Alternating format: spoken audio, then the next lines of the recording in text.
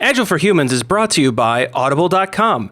Get one free audiobook and a 30-day free trial at www.audibletrial.com/agile. Over 180,000 titles to choose from for your iPhone, Android, Kindle, or MP3 player, including Scrum, The Art of Doing Twice the Work in Half the Time by Jeff Sutherland, and Crucial Conversations by Carrie Patterson. Visit www.audibletrial.com/agile to enjoy your free audiobook today. Processes and tools dominate today's Agile discussions, but we are devoted to the individuals and interactions that make it work. From the beginner to the veteran practitioner, we have something for you. Welcome to Agile for Humans.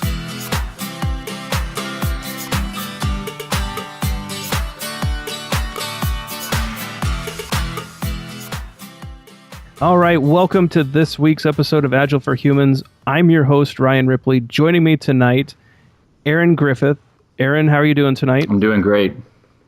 Aaron, you're new to the Agile for Humans podcast, although we've met at conferences and that. Our audience may not be familiar with you. Can you give them a little bit of background about who you are, what kind of work you do, and what kind of things that are of interest to you? Sure. I've been involved in technology probably for about 15 years. I started out doing QA and testing, and I've been transitioning into development roles. I sort of cut my teeth in a lot of waterfall environments and eventually sort of fell into Scrum and some Agile stuff. And once I was there, I just sort of fell in love and knew I had found the right way to do things. So currently I'm working at Hunter Industries with the Hunter Mob. I worked with Woody Zuill. He was there. I also worked with Woody at another employer. I love Agile and I love Star Wars. And that's what really, you give this talk. It's a combination of Star Wars and Agile and the Rebel Alliance versus the Empire and which characters are Agile and which aren't. And it's the Agile Manifesto and the Star Wars universe. And it's pretty much as you described it. It takes the clauses of the Agile Manifesto and uses examples from the movies to sort of illustrate those, as well as talking about some of the Agile principles as well. So what would be an example of individuals and interactions over processes and tools manifesting itself in a Star Wars universe? So for individuals and interactions, that one's kind of really broad for as far as what the rebels do, because they're the heroes and they're all about individuals and the interactions. And this is the story of Anakin Skywalker and is his sort of fall to the dark side and redemption in the end. And for the Empire, in my mind, they're sort of the antithesis of individuals and interactions, just because their entire army is made of clones. So there's really not much room for individuals or interactions, I think, in the clone army. So that's sort of the individuals and interaction side. And as far as process and tools, well, for that one, I really sort of give the Empire a hard time about that, because they have all the cool tools. I like to call them toys, because for me as a kid, I had all the toys, the Imperial Walker and all the action figures. So they had lots of tools, Death Stars, Star Destroyers, TIE Fighters, torture droids, interrogation droids. So that's kind of how I present it in the talk. So even with all those toys, they could not overcome the more agile rebellion in the end. That's true. That's right.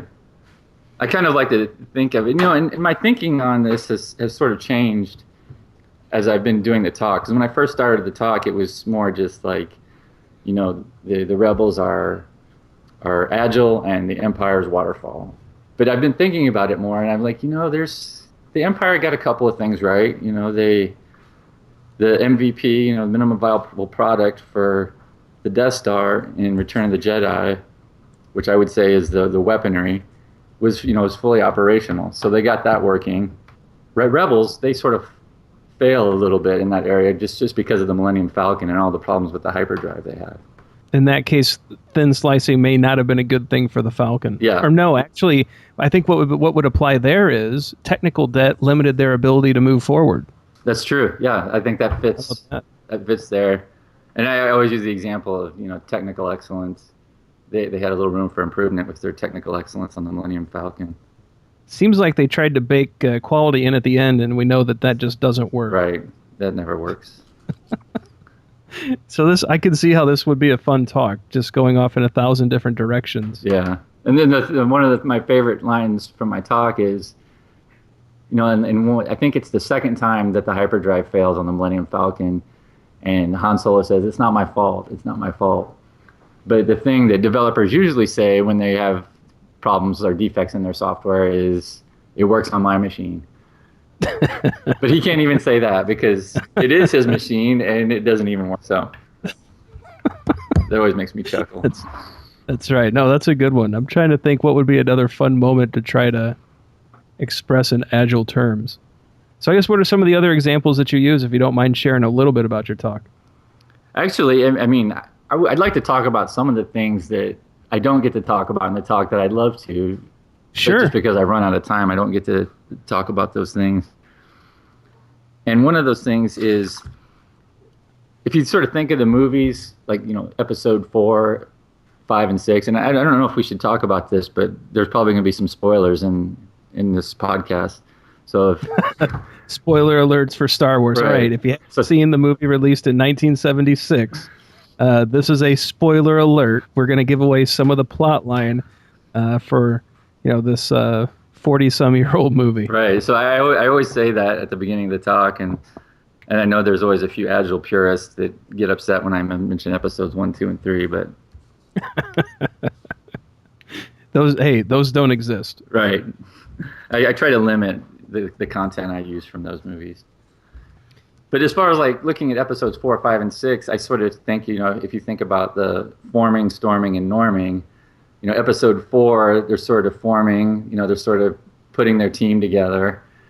And then in episode 5, Empire Strikes Back, they just get their clock cleaned by the Empire. But then by episode 6, they're starting to figure things out, and they get it all turned around and have the happy ending that we all expect. Now, for the kids out there, episode 4 is A New Hope. Episode 5 is Empire Strikes Back, and episode 6 is Return of the Jedi. Correct. That could be confusing to some. And I think in Empire Strikes Back, which is actually my favorite, I think that is, too. To me, that's the best of the 3. Yeah, I've been thinking about that. There's a couple of things in the movie that sort of make me think about that consultant-client relationship. And the one that stands out for me, it's not the one with Boba Fett, although that is a good example, is the one I think of is that scene after Luke turns himself in on Endor, and this is actually from Return of the Jedi, and he meets Darth Vader, and they're on the elevator going up, and I imagine that sometimes that's what like the consultant is when he's meeting the customer for the first time. Absolutely. And they're taking the elevator up, but then I flip it, and I'm like, well, but depending on your perspective, who's the consultant and who's the client, because sometimes I imagine that the consultant comes across as Darth Vader, but then I imagine sometimes, the client sometimes comes across as Darth Vader. So it just depends on your perspective. Yeah, I think it's an interesting look at kind of the role of the consultant and the contractor and how they could be viewed, and it's kind of fun to wrap it around the Star Wars themes. And I'd imagine this is a talk that a lot of people enjoy. I'm sure you're getting a ton of good feedback on this one. Yeah, I've gotten good feedback on it, and it kind of surprised me when I first got the feedback. At first I just did it because I thought it would be fun and interesting, and I didn't really think it would catch on. And the feedback that really sort of kept me going was from people that were new to Agile, and they said, I didn't really understand it, but after seeing your talk, it sort of made it more digestible, it made it more understandable, and now I sort of get it. So those are the people that I really like to appeal to. The parallels are pretty distinct too. That the Empire is clearly command and control. Yes. The hierarchies are obvious. There is a structure. There's some of the pressures. I think when Vader visits the Death Star in beginning of episode 6, and they have to double their efforts. Right. Yeah. Right. That's a fantastic scene for the dysfunction edition of Buzzword Bingo. Yeah. Yeah, and that scene is always stuck in my head as that's how I felt on death marches. The boss shows up and says, well, this is the day you need to double your efforts, or else, hey, my boss is going to come and he's not nearly as forgiving as I am. Yeah. So the parallels are just, I think they're all over the place. If you really think through the movies and what they're doing, even the hero's journey of Luke Skywalker at the beginning of episode 4, going from a farmer to destroying the Death Star at the end, I think that's how a lot of people feel making the transition to Agile. I like to think of it as sort of an Agile transformation. If you think of maybe Luke Skywalker as the consultant who was leading that up, to be able to put on your resume that you were responsible for the Agile transformation of the Galactic Empire, that's a pretty big bullet point. Yeah. So I wonder if actually Ben Kenobi was the Scrum coach or the Agile coach, and at a certain point, Vader decides it's time for him to stop coaching, and the team's left on their own to self-organize through the end of the movie.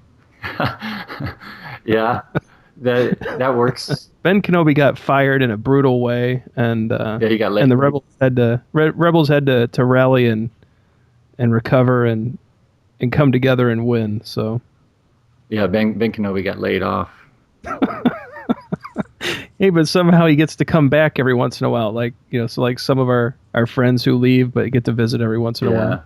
I make that joke in the talk about, the importance of face-to-face communication and how Luke was even able to face-to-face with the apparition of his, dead mentor. I guess they had Skype in a galaxy far, far away. Yeah, and I make a little reference to that in the talk too. I guess I'm stealing all your jokes. I know. I feel like I know you've told me you haven't seen the talk, but you're hitting in on a lot of the things I cover, so that's cool. I honestly have not seen it. The other thing with layoffs that I think about, and I was just thinking about this today actually, is if you think of Darth Vader or Anakin Skywalker as sort of the cut guy, the guy who's responsible for laying everyone off. Think about what he did to the Sand People. He massacred all those Sand People, and they could be considered like a massive layoff of the Sand People. And then at the end of, I guess it was episode 3, when he slaughters all the Jedi, that's another round of layoffs where he sheds blood. Man, he's cutting head count. Yeah. But, I'm really torn on Vader, though, because I feel like deep down inside, he's really very agile. And that a lot of us, he started out as a young Anakin, and he made C-3PO. He built C-3PO, and he did it iteratively. In the beginning, C-3PO just looks like it's got wires hanging out and looks like junk. Looks like just like a little hobby project. But then later on, we get to fully functional C-3PO that's gold-plated and everything. And he does that with his pod racer too. So, he was agile at one point, and then, like I think what happens to a lot of people, you get out of college and you just want to get that first job, and, he ended up at the wrong place and sort of just, it wasn't really what he wanted to be doing, but, it was something he ended up doing. And then by the end, he realized, he adapted, inspected and adapted, and realized things weren't really the way they should be, and, threw his boss down the elevator shaft.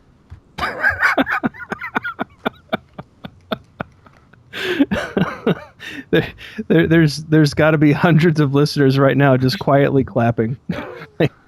That's right. That's how it went.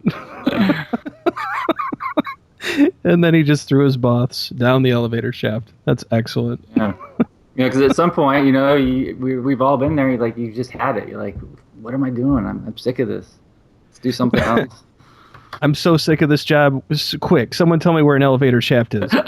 Any other comments on that talk? This thing with Darth Vader has really sort of been bothering me lately, because I feel like there could be a whole talk about him, because, he's sort of made out, to be the villain and Waterfall and all that. But, he did testing too, when they blew up Alderaan in the beginning, that was actually a test of the new Death Star. And when he's going to try and carbon freeze Luke Skywalker, which didn't actually happen, but he tested it first.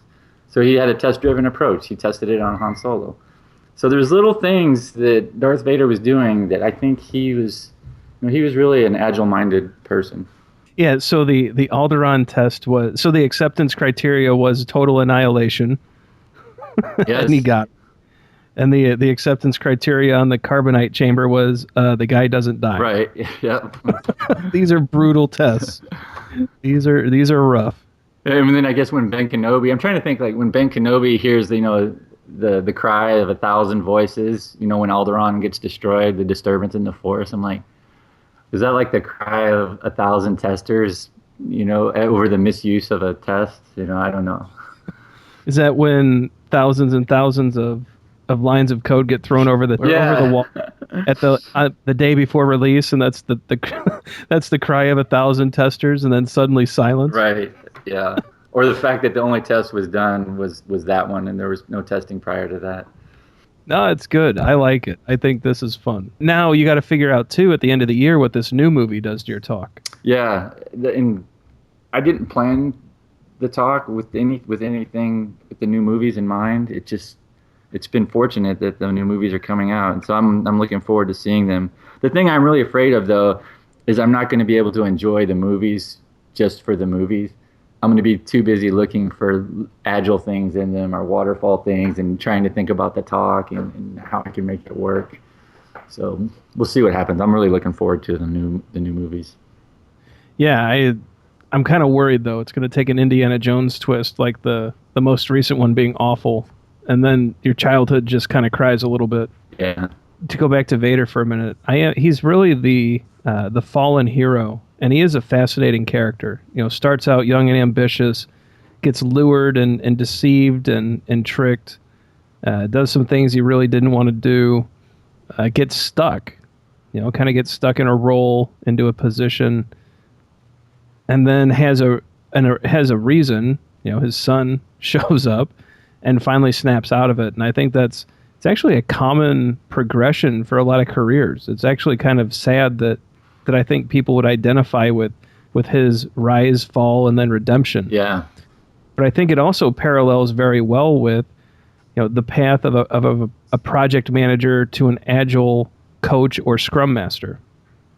Because I think most people who start off in that project manager role want to do good things. They want to deliver good work. They want to bring value to their organization. They go down that path of working in those command and control structures. They have to do some things at times that they don't want to do. You know, go tell the developers to work every weekend until the project's done, or tell everyone we're now working from 6 a.m. until 10 at night, and all those abusive practices that we all we don't like, but we ignore at times. And then something happens, and whether it's going to a conference and seeing how an agile world could be, if it's reading a book, watching a YouTube video, something happens that sparks an inciting incident in that person, and all of a sudden they make the change. They want to make the transformation to an agile coach, a scrum master, and really value individuals and interactions, and working software and collaborating with people and responding to change. And it seems like there is some redemptive value in that switch from project manager to scrum master. Yeah, I agree. I feel like at the end there, you know, at the end of episode 6 there, you know, before that, Vader's all about, you know, the force and dominating and controlling people. But then that final scene there, you know, he sort of realizes about the individuals being himself and his son, and the interactions, and the fact that, you know, he wasn't really there for those interactions. And this was, I think he realized his last chance to sort of make things right. And then, you know, he took advantage of it. I really like the way how you framed these agile practices and values and principles all around the Star Wars universe. Definitely a fun topic. I'm gonna start stalking your coaching or your speaking schedule so I can actually get out to see it. Or you're gonna have to record it.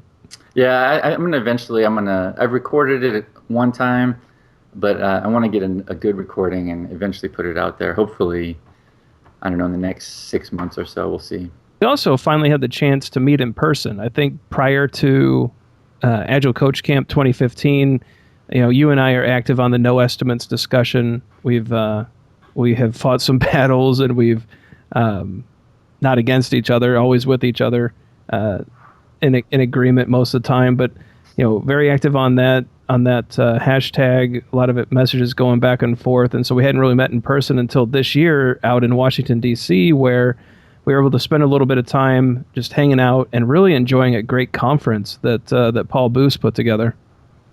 Yeah, that was my first time at Agile Coach Camp, and I had done open space conferences before. And really, the open space conferences for me is, you know, that's where it's at. I prefer those much more than I do the larger conferences. And I always get a sense of camaraderie, but for some reason at the Agile Coach Camp, I feel like there was even a stronger sense of camaraderie than at other open spaces I've been at.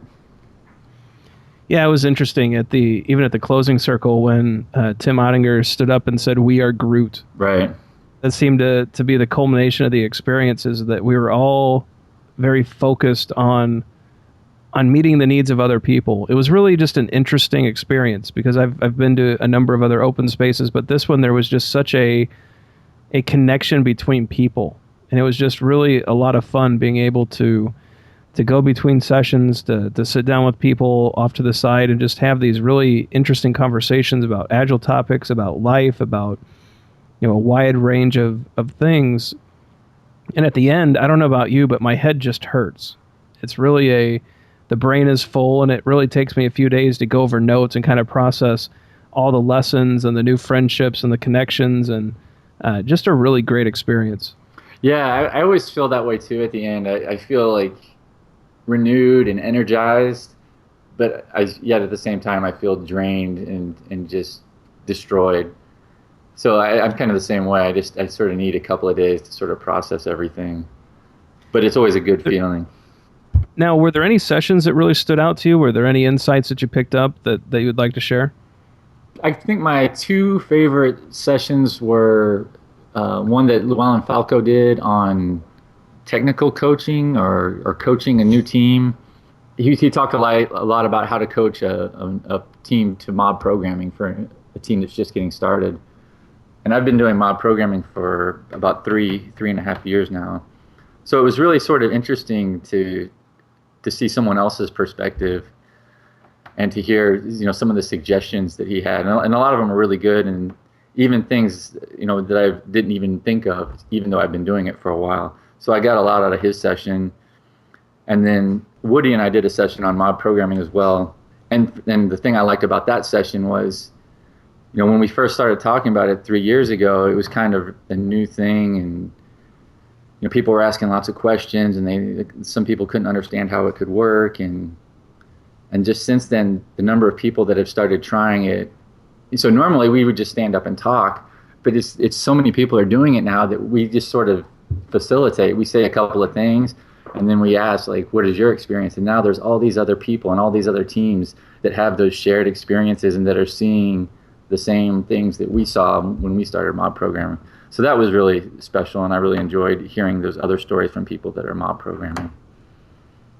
So what kind of tips did you pick up from Llewellyn Falco during that session that may be of interest? Because mob programming actually has been a pretty popular topic on the podcast. It's one that gets a lot of feedback, and I know that he's crazy smart. Just listening to him on some of these topics, very insightful. It's really interesting to listen to his perspective, especially on the mob programming side. Was there anything specific that you picked up that you think people would find interesting? I think probably the biggest thing that he said was, just go slow, just take small steps. And I'm going to try and paraphrase and see if I can remember correctly kind of what he said, but it was something along the lines of, don't be worried about what the team is going to do tomorrow or even this week.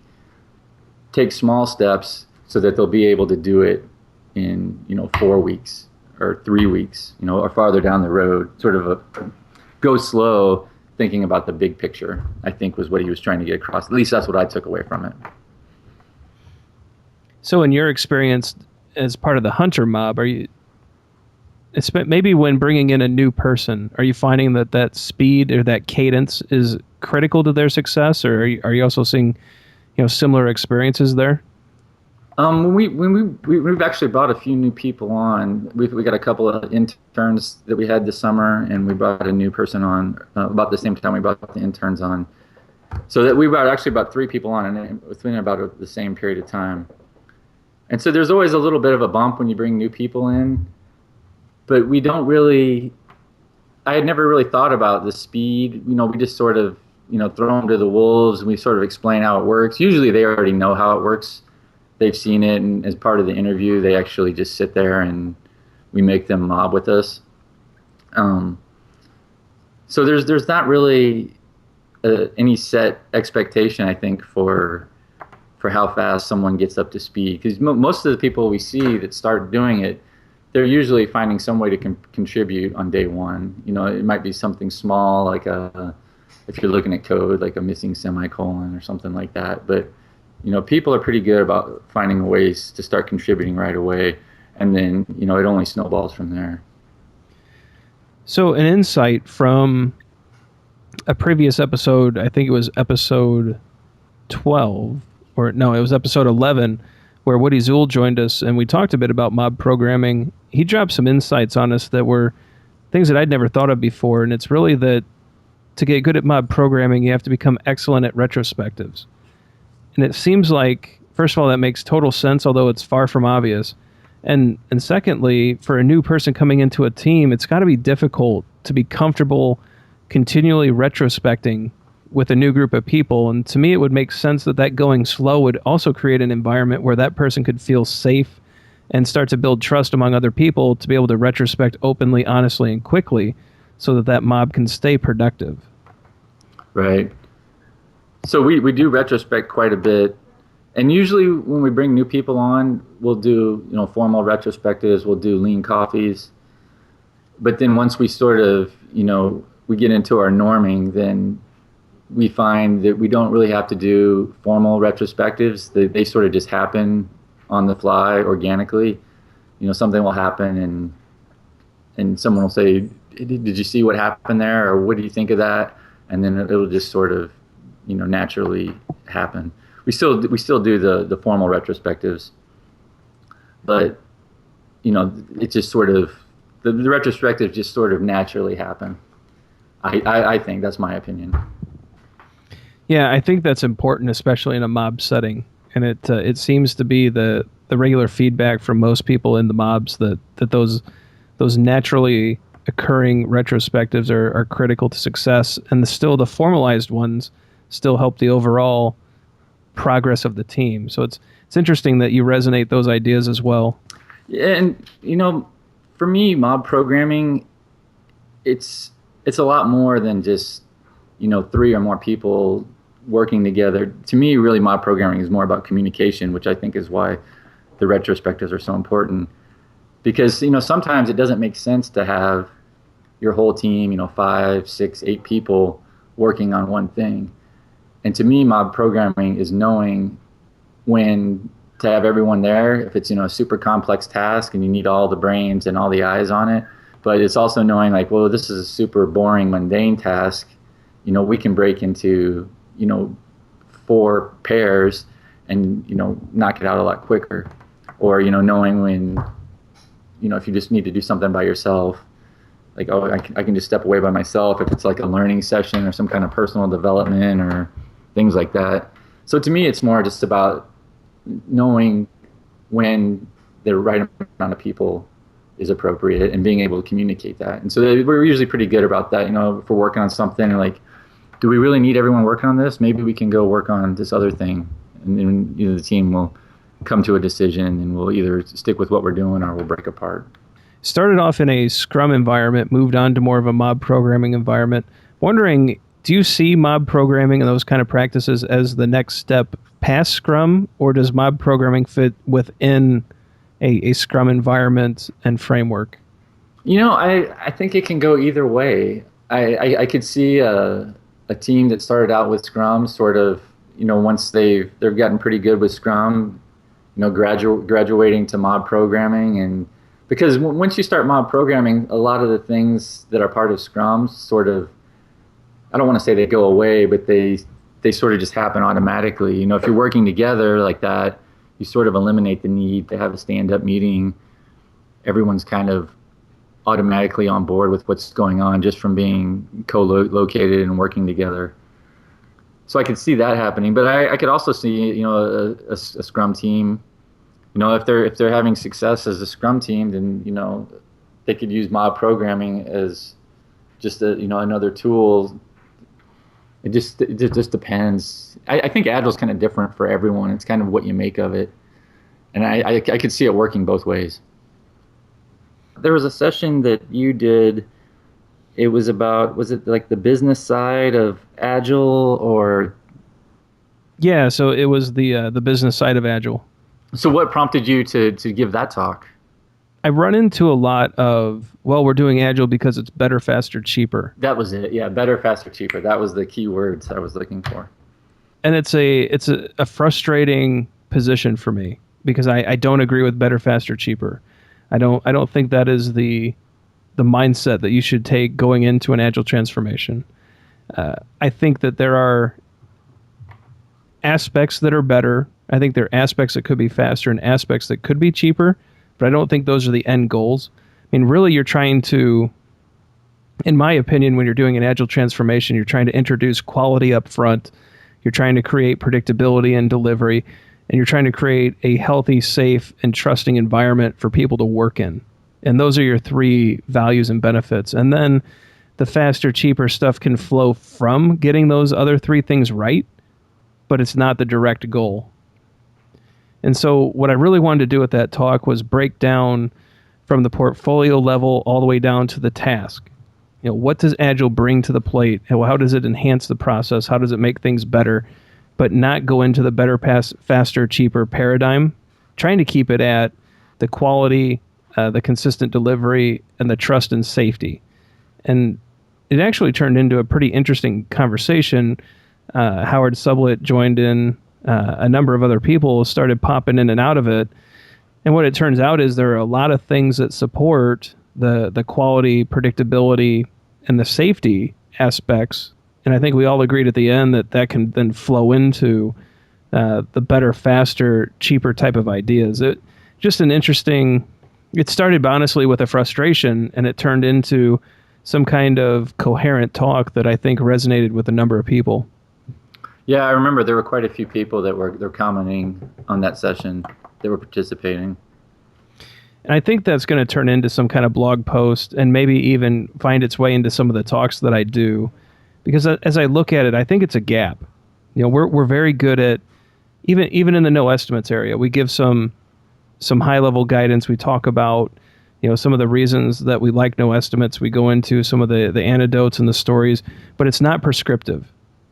And then we talk about the Scrum framework.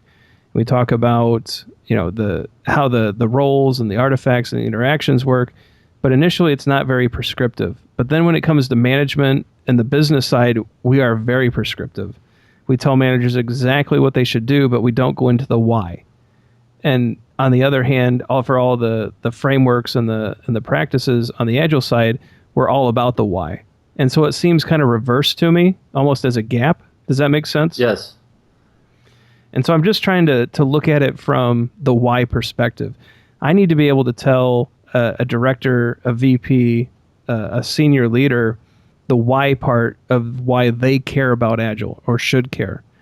And it can't just be because it's cool or because it's the new shiny thing or because it makes people happier. I wish that those answers worked. Right? Then our jobs would be easy. Right. But we need to break it down into, well, here's the impact at your portfolio level. Here's the impact at your program level. Here's the impact at your project level. Here's the impact on your team. And here's the impact on the individual.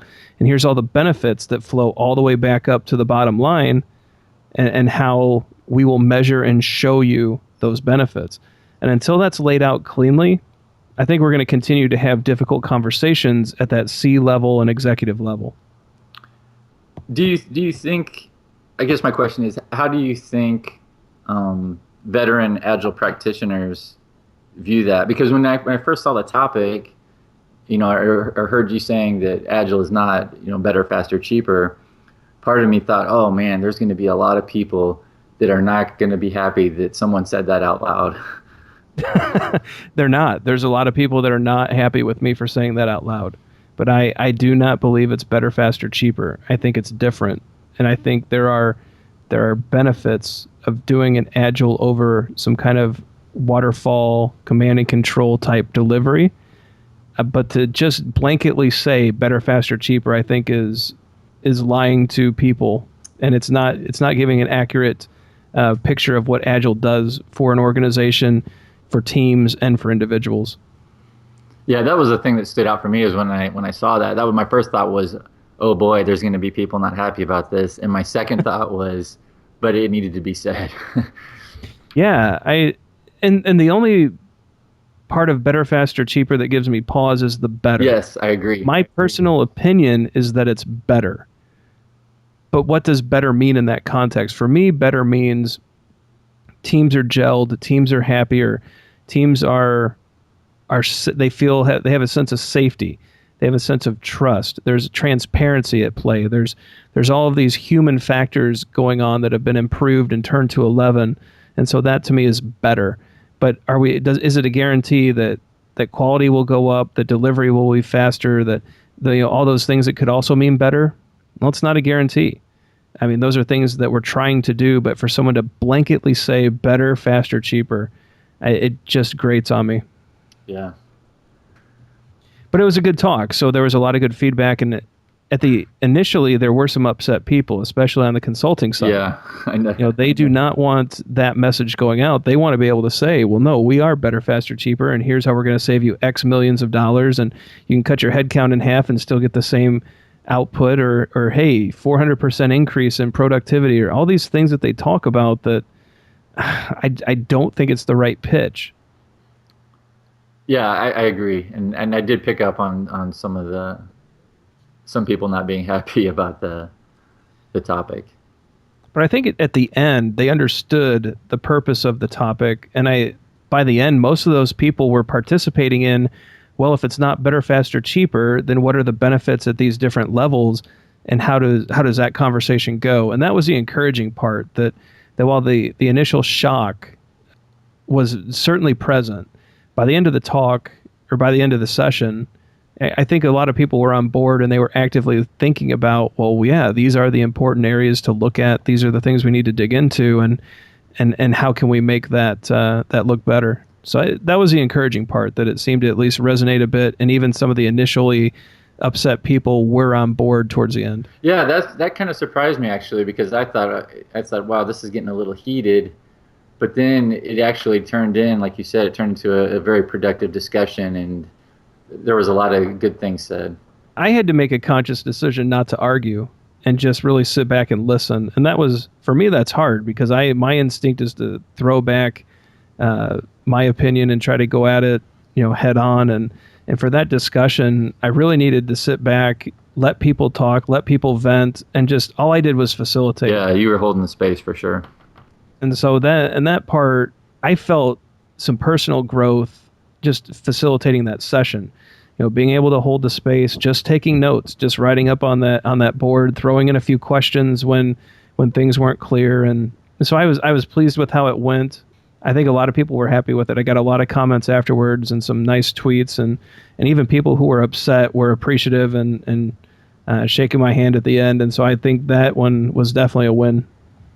Yeah, that was a good session. I liked that session, and there were so many fantastic sessions.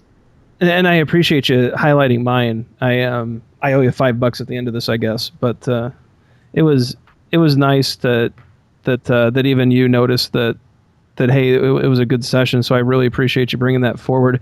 The session that I really enjoyed really was not an Agile session per se. It was telling stories with Woody Zuill, and so really it was working on how you tell a story and what the stories mean to people, and the lessons that can be pulled from any story. And it was just a fun hour of getting to tell stories with strangers. I know Woody from some of these podcasts and online activities, but some of the other participants certainly didn't know. And what surprised me, and this is why I love Coach Camp, is some of the very personal stories that people were telling. And these are the very personal details, and really getting into some heavy topics about whether it was childhood abuse or something, very deep and along those lines.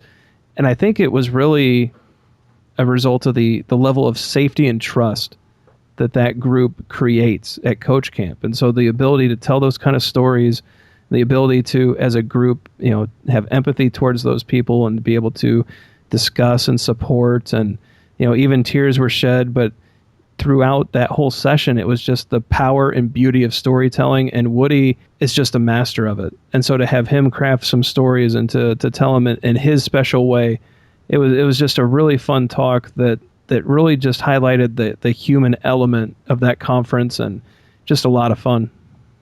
Yeah, Woody has so many fantastic stories, and the moment that I think I've heard them all, he's got a new one every time. So yeah, he's got some good stories and some great stuff to share. It's my favorite conference, hands down. I love going to Coach Camp. I love the environment, the idea of open space versus a traditional conference. It's open space for me, hands down. It went incredibly well. I think everybody walked away from the second day just very pleased and drained and fulfilled, and all these different feelings and emotions, and just a wonderful experience. Yeah. This is probably my favorite moment, and I can't believe I forgot it. And this really meant a lot to me. And I think I might have talked about it in the closing circle, but when we were talking about mob programming, Diana Larson was there, and she was talking to Woody, and she said, "Woody, can you share the story about the little girl?" And I didn't know exactly what she was talking about. And he said, "Oh, sure." He said, "We were at Agile 2013. I think it was the big conference in 2013. And he said, we were doing a sort of an impromptu mob programming session so people could see kind of what it looked like." And he said, and Aaron's daughter was there, Skylar. And she was there, and she was just sort of tagging along with me. I brought my family to the conference, and it was sort of an after-hours thing. And she wanted to come, so she sort of hung around for a little bit, but she didn't really want to participate. But then she jumped in and started participating. And so Woody was trying to illustrate that, even a child, she was 8 at the time, can get into it and can understand it and be productive in a mob. And just that, here we are, almost 2 years later, and that someone remembered that story. And then I was talking about it, and Llewellyn's like, "Oh yeah, I have a picture." And he got his phone out and he showed me a picture from the session, and then there my daughter was. And that was really great for me that, that because my daughter was involved, and this mob programming thing that we started doing and that we really didn't even know what it was at the time sort of was kind of taken off. So that's probably my favorite Coach Camp story. It really is a different type of community, isn't it? It is. And that's why I like the open space conferences. We're a collection of strangers, but we're all the closest of friends within a few minutes of that opening circle opening up and the conference starting. It really is just, I would never have understood it if you had tried to explain it to me prior to going to one. And once you're in the middle of one and you see just everyone just gels so quickly. And it's just that open, loving, caring environment full of empathy and support. It's the neatest thing to see come together. Yeah, I'm not surprised that they remember your daughter and someone had a picture and that it touched somebody, because it's just a truly human moment. And that group especially embraces those fully. It's really just a wonderful conference. Paul Boos did a great job putting it together. I think Andrea Chu had a hand in it as well, along with a number of other great volunteers. And I just, every time I leave Coach Camp, I'm just thinking, wow, how long till the next one? Yeah. I mean, it wasn't really on my radar prior to this year, but now it is, and I'm going to try and make it a priority. So, Aaron, at this point of the podcast, we have a new segment. You're going to be the first participant. All right. This is pretty exciting. So, a good friend of the show, Victor Benashi, the host of Agile Coffee. Yes. He was on a few episodes ago, does a great podcast over at Agile Coffee. It's really a podcast version of Lean Coffee, which is a process of talking about Agile with topics that people come up with. Basically, you put a time box around that discussion. You go through a number of topics, and thumbs up, thumbs down to continue. If you thumbs up, you keep talking about the topic. Thumbs down, you move on. Just a great process to share knowledge, right? So to go out and share the things that you know. Well, Victor has created a new product. So he has a deck of lean coffee cards. And so these are topics, these are conversation starters for teams new to lean coffee that are trying to get started. I love this product. It's a high quality deck of cards, nice case. Right now it's in a Kickstarter. And so we'll have a link to the Kickstarter in the notes. But what I thought we'd start doing on the show is let's pick a card from volume 1 of his Lean Coffee deck, and let's just talk about a topic for a few minutes. Sound good? Yeah, let's do it. All right, so this is from agilecoachingcards.com. This is a topic that is on one of the volume 1 decks. It's dealing with naysayers, bullies, and bad eggs. Perhaps you've had to deal with a naysayer or a bully in an Agile context or on a Scrum team, and how did you deal with it? What did it look like, and perhaps how did that play out? I was on a team. It wasn't actually my team. It was a different team, and the Scrum Master actually got into a physical altercation with one of the members of his team where there was like pushing and shoving. Wow. Yeah, it was bad. And it was outside my team, so I just sort of heard about it. So I didn't really have to deal with it. Outside of saying, well, that was kind of messed up, but they didn't fire the guy. So this is sort of, I guess, an example of what not to do. But this guy was a Scrum Master, and he had a sort of very authoritative style. And to the point where he was, micromanaging, looking over people's shoulders constantly, the physical pushing, and he was there for another 2 years. So yeah, so it sounds incredibly toxic. Yes, it was. But I don't know I guess that's probably, like I said, how you don't deal with a bully, a naysayer, or a naysayer. Yeah, so I've struggled with bullies and naysayers both online and on Scrum teams. Online I give way too much benefit of the doubt, and so I will continually re-engage and try to have reasonable conversations and continually fail at it because sometimes bullies and naysayers aren't reasonable.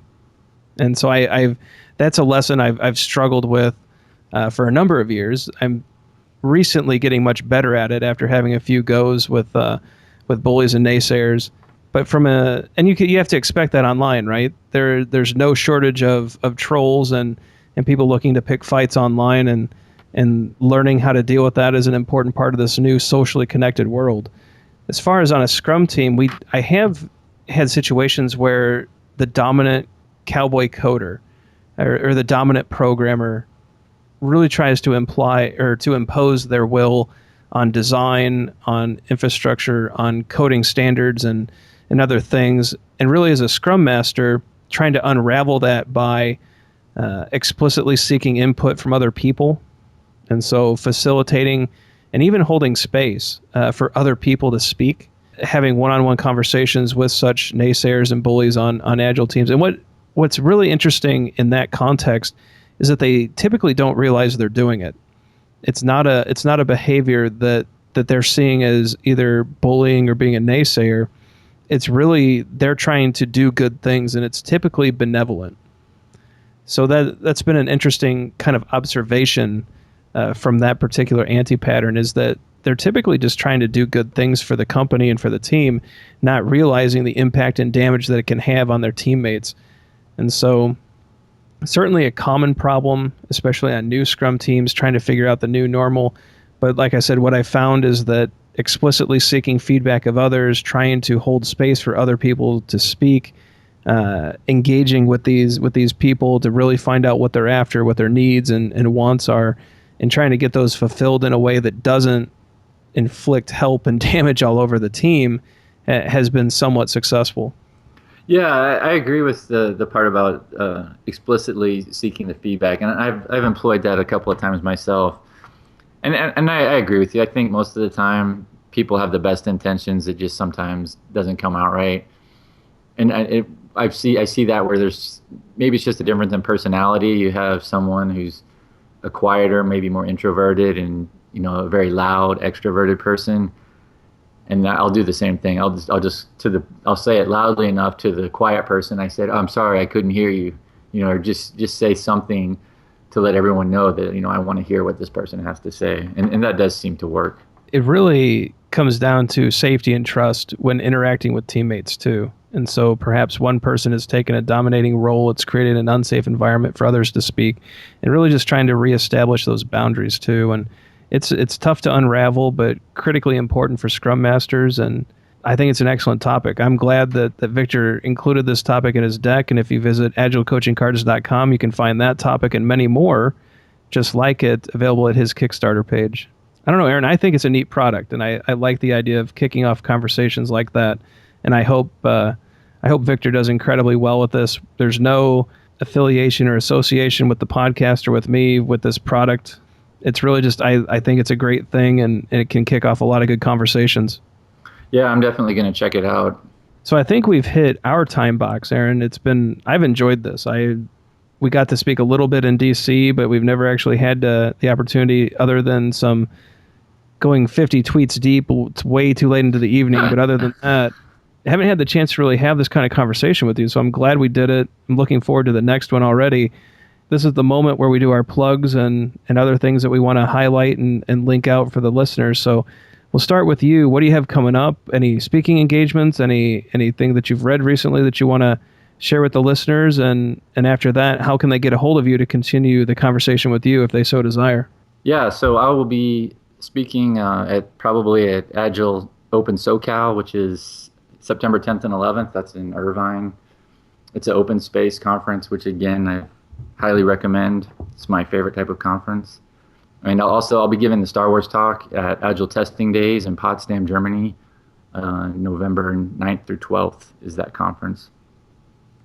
And that's pretty much what I've got going on for the rest of the year. You can reach me at Aaron_Griffith on Twitter. And one other thing, the Hunter Mob will probably be scaling in the next month or so. So I'll have a link for the show notes where you can find out more information about that if you're interested in the Hunter Mob. Well, that's going to do it for this week's episode of Agile for Humans, but we'd like to keep the conversation going. Do you have a question you'd like answered on a future episode, or a comment about something we discussed tonight? If so, we'd love to hear from you. Visit agileanswerman.com and click on Ask a Question to send us an email or to record a message that could end up on the show. You can also reach out on Twitter at Ryan Ripley or in the comment sections of this blog post. That's it for tonight. Thank you for listening, and have a great evening. Star Wars!